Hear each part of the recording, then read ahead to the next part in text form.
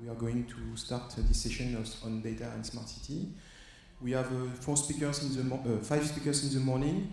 4 of them are coming from startups and 1 from a more grown company. We are going to begin with John Moriarty. Thank you for coming. John Moriarty is the co-founder of Future Decisions. He is an applied mathematician and a physician as well. He's a research fellow and reader at Queen Mary University of London, and he's going to speak about energy flexibility in smart cities through predictive data analysis. Thank you very much, John.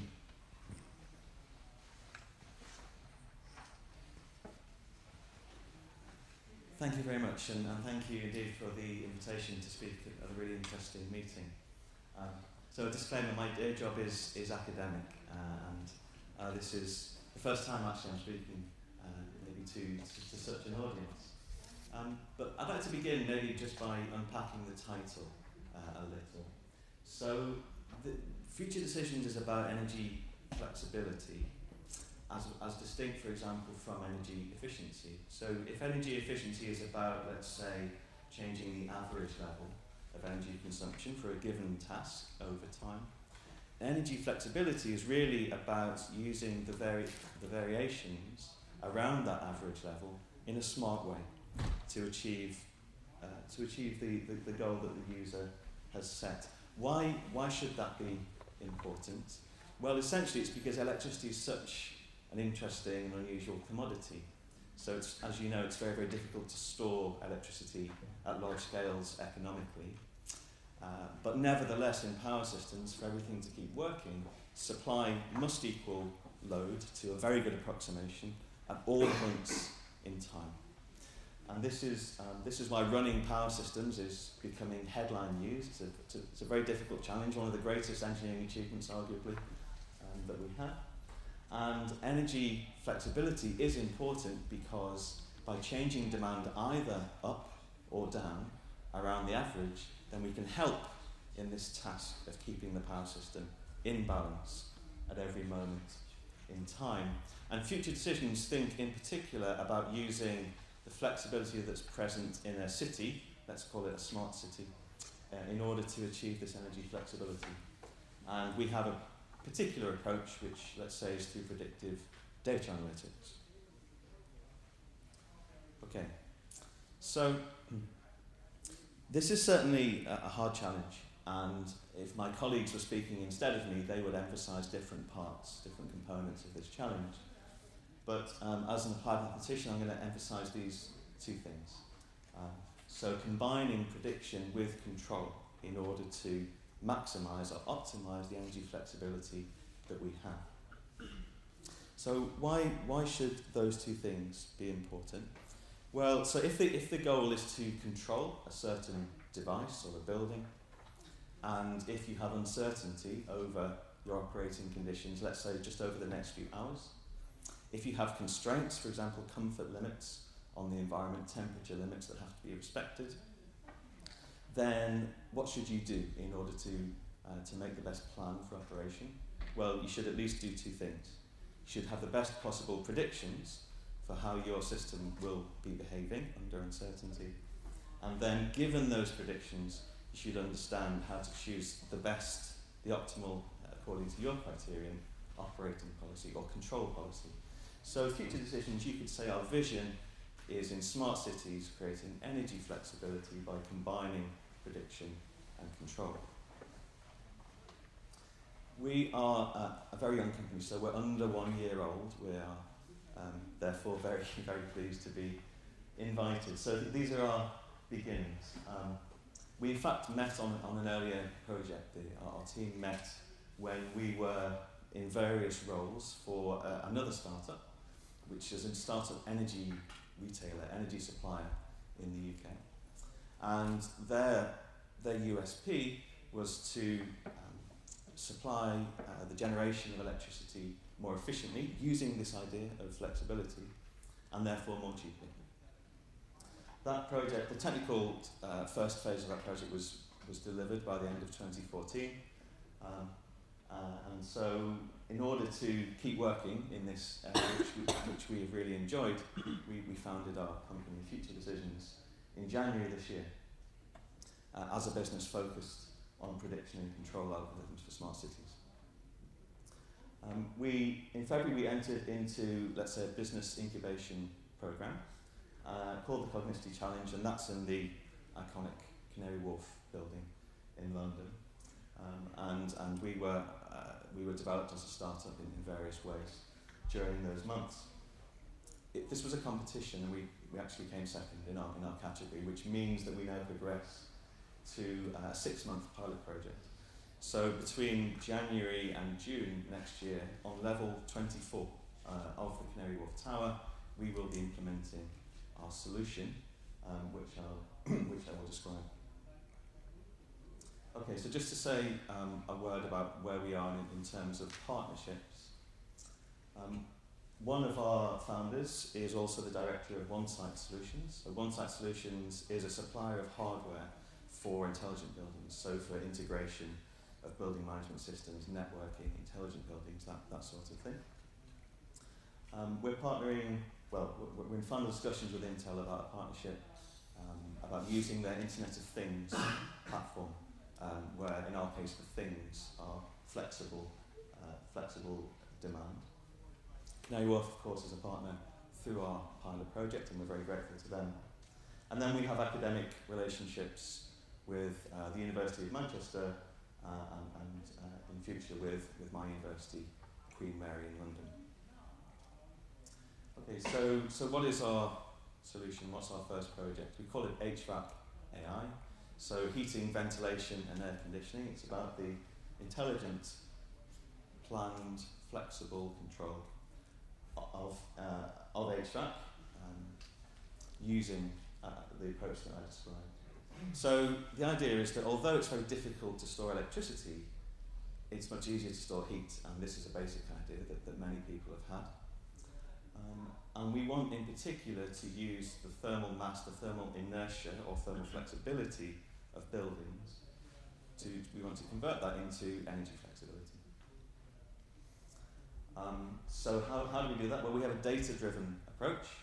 So our emphasis is not on going to physically visit a site and create a model, but it's really about listening to the data that's being output in real time from the building management system and using that data to build an online and continually learning thermal model of the thermal response of each zone within a building. We combine that online thermal model with our predictive models, and these are predictive models related to, let's say, the costs or the objectives of the client. So the client might have the objective of minimizing the amount of carbon dioxide that's emitted in creating the electricity that's used in HVAC. So the idea there is that different sources of generation are used over each day, according to whether we're, for example, in peak or off-peak periods for consumption. And that has a real impact on the amount of carbon that's produced in that generation. And so clearly by planning and timing your demand, you can time and alter the amount of carbon that's created in the electricity that you consume. So that's one example of a goal that a client might have. Of course, there are alternative goals, there are financial goals. So the client may be somebody who is billed peak versus off-peak for their energy, in which case the analogy is fairly clear. We want to be maximally consuming it off-peak times. Or the client might be interested in actually generating revenue and actually selling their demand response to the demand response aggregator. So there are a variety of goals that the client may have, and they're about parameters that are right now uncertain. Their development over the next few hours is uncertain. And so we combine our thermal models with predictive models of the costs, which are interesting to our clients. So by combining those two things, we create real-time operational plans for HVAC. And all this is done, as I say, in a big data approach. So this is done by networking. And one of our directors is an expert on data security and has experience in enterprise-grade security. So everything is done in a properly secure way over networking. Okay, so just to focus, could I ask how much time do I have? 25 minutes. Okay, and I've taken.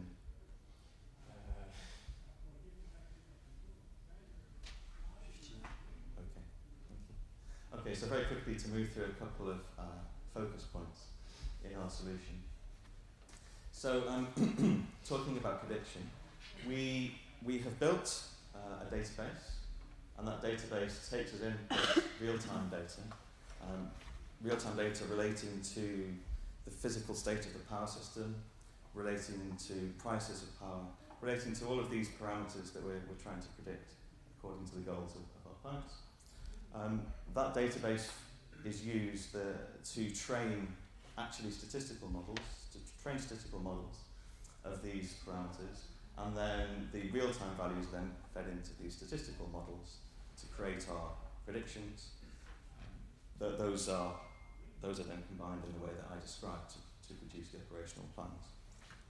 But in terms of the challenge of prediction, so as I mentioned, there are very clear cycles and rhythms every day. So in the power system. So within a day there are cycles. If we look at, for example, the amount of coal that's used in electricity production, within a day we have the cycle at the top there. So the top half of each chart is the level on average, and the bottom half is the standard deviation around that level.